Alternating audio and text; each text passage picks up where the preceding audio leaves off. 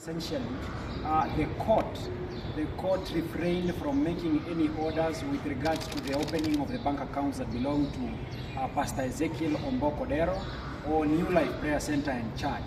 Now, thereafter, we had a meeting between councils and resolved that since the matter was left undetermined as to whether there was any reasonable ground or justifiable cause or reason to freeze the bank accounts belonging to Pastor Ezekiel and his ministry, we resolved that as a matter of urgency, an application ought to be filed before Honorable Ekubi, Ben Mark Ekubi, seated here in Milimani Law Courts, since he is the court that initially issued orders that froze the bank accounts belonging to the pastor and the church. Now, this morning, and this is what is fundamental, this morning we filed a very urgent application that seeks to arrest a ruling that is set to be delivered tomorrow. You will also recall that last week, when we approached the Honorable Court, Honorable Ekubi, we made a number of indications that the orders that were issued freezing the bank accounts of Pastor Ezekiel were actually issued fraudulently, and for that reason we had hoped then that those accounts will be unfrozen. But because of the developments of yesterday, what the High Court did, and for the obvious reason that the court had reserved its ruling pending the determination of the issues by the High Court, so that it could not embarrass the court. Now, the application we have filed today seeks to arrest the ruling that is supposed now to be read tomorrow by the Honorable Court, Honorable Ekubi, which essentially was meant to tell us whether there is sufficient ground to review or vary the orders that were issued freezing the bank accounts belonging to Pastor Ezekiel Odero. Now, the application has been filed seeking to arrest that judgment, and secondly, we have sought, as a matter of priority, because some of the accounts, and this is very important for the members of the press to highlight, some of the bank accounts that have been frozen actually belong to the funds collected from YouTube after people have even watched what this live broadcast and preachings. So it does not make sense to freeze a bank account, number one, that belongs to, or rather receives funds that are given by the YouTube. Secondly, there is a question about the best interest of children. The accounts frozen, one of them, or amongst them, is an account belonging to Kilifi International School and another belonging to the ongoing construction of a university. So, in the name of the best interest of the children, which is one of the paramount consideration that the Constitution gives, we have approached the court, telling the court, hey, wait, kindly just relook at the orders that you gave, look as to whether they advance the best interest of the child or they cripple the best interest of the children. So if indeed they cripple the best interest of the children, because the school does not now operate normally since they obtained those orders 8 days ago. So it is the high time that the court looks at those orders and reviews them in the best interest of the children. So I think I have said much. I will not seek to say more. I will just yield the floor to my senior, Mr. Danston Omari, who can also put some highlights on what we have filed today. Thank you, Asante.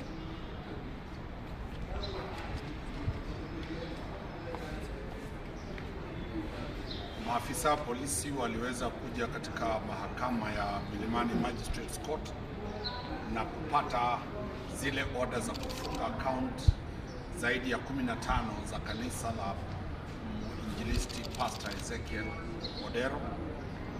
Tuliweza kubishana na wao katika mahakama kuu pale Mombasa, lakini mahakama ikasema kwamba haiwezi ingilia mambo ya Nairobi sababu kuna mahakama kamili ya serikali katika jiji la Nairobi.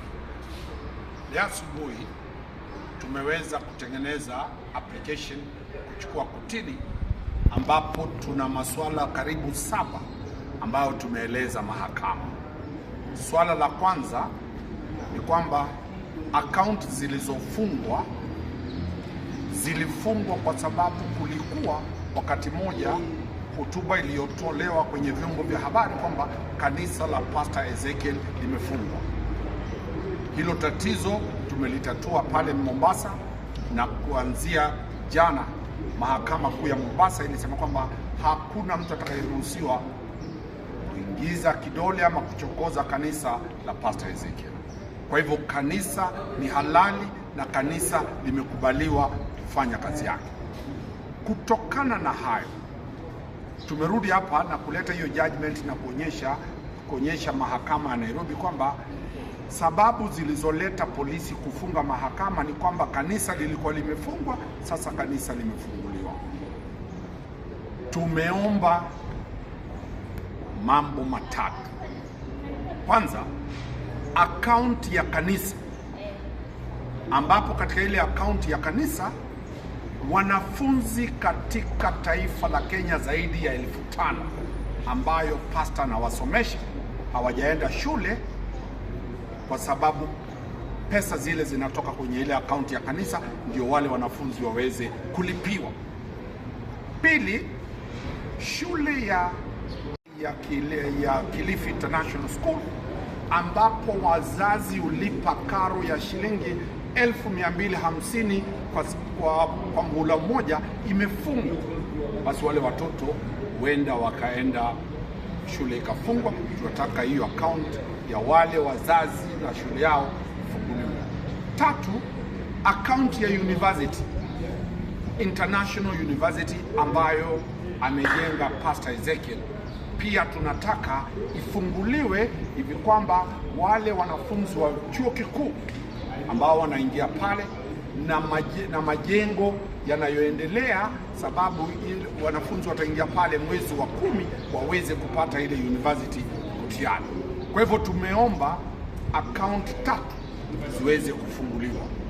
Ombi lingine ambalo tumeomba ni kwamba ikiwa account hazitafunguliwa, hesabu zilizopigwa ile expenditure kwa mwezi mmoja katika kanisa la Pastor Ezekiel ni shilingi milioni 50.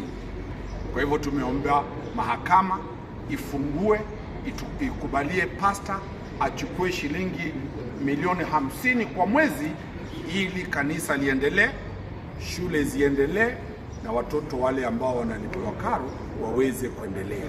Sababu hatuwezi kubaliwa kanisa liendelee lakini fedha za kuendeleza mambo ya dini hayamo. Hayo ndio mambo manne ambayo tumekuja pale kuonyesha yani.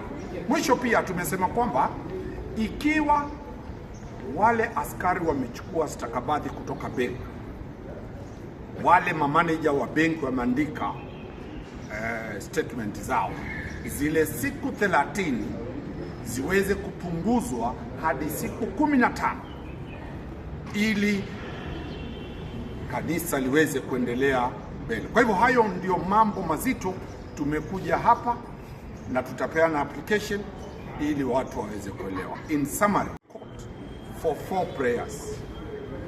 1, they are based that now the decision to close the accounts of the church were premised on the principle that the church had been declared closed. That has been settled by the High Court in Mombasa, so the church is officially running. For the church to run, there must be resources. That is why the first application we have gone is that the church account to be opened to allow employees of the church, to allow those who serve in the church, to allow those who get services in the church to be able to deliver the church of the word of God. Remember, Ezekiel's church is a new concept. The church runs from Tuesday 8 a.m. to 5 p.m. for 6 days with an attendance of over 45,000 people for all those days. Those people will need water, those people will need toilets that are clean, those people will need services, or else that place will be turned into a cholera-infested place.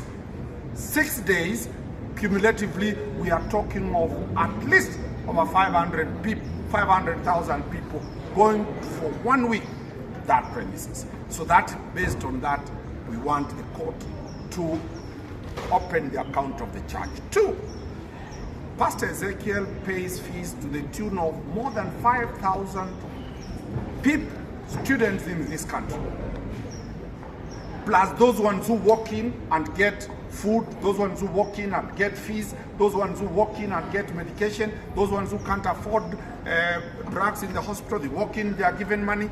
These people are surely being condemned to death. And also those 5,000 kids should be allowed to go to school. That is the account of the church. The second account we have gone for is the account for the international school, Kilifi International School, and also the International University. These are learning institutions where parents have paid school fees. They are paid campus fees and they are closed. So based on that, we have come here to seek that the court varies its own orders. Because if the church closes, it will have occasioned a serious governance destruction of the country. The fourth issue, if the court will not be agreed with us, averagely Pastor Ezekiel spends expenditure of between 50 million to 100 million per month to run the entire system. We are asking the court to allow Pastor Ezekiel to get partial withdrawal of between 50 million to 100 million shillings to run the church and the school and all the facilities for 1 month. That is what is coming here. Equally, before I forget, the court in Mombasa directed that the question of the TV church, the TV for the church, should be dealt with at the Communication Authorities Tribunal. We filed an appeal to the commission. Remember, Pastor Ezekiel was never heard. The church was never heard. All this closure of the TV is a serious fundamental human rights flaw. The church has been allowed to continue. The tool for preaching is the TV. So if the government and the court has allowed the church to run, how do you you cut the legs and you are told continue now running? The legs must be returned, and the legs for the church is the television station. We appealed. We are hoping that we'll be heard within the course of the week so that the worshippers, who are more than 5 million worshippers in the whole country and outside the country, can be able to access the services of Pastor Ezekiel. And as you are aware, today Pastor Ezekiel is in Nairobi preaching in Maximum Miracle Center. He will be here, but tomorrow he will be back at Mavueni Church to run his show. So we are appealing to the citizens to know that the church is not closed. The church is open. For now, you can access services of the church through YouTube and Facebook, and the preachings and the services are starting every Tuesday from 8 to 5 p.m. That's all.